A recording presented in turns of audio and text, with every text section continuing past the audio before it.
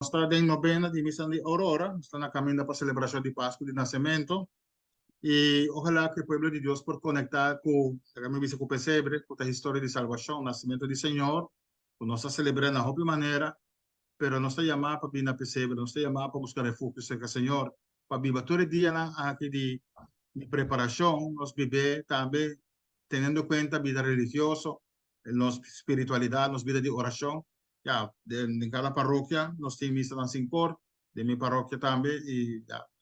para Páscoa, nos bichos de Páscoa, missa de Nochebuena, tá 19 da noite, depois 8 horas, Páscoa de dia, 10 horas, Páscoa de dia, 10 horas, Páscoa de dia.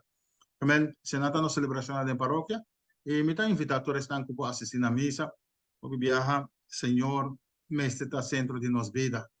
E agora nós começamos a abrir nosso coração para o Senhor, realmente, nós sabemos poner roupa e coisa, banda, a verdade, não está llenando nós completamente e está sendo feliz.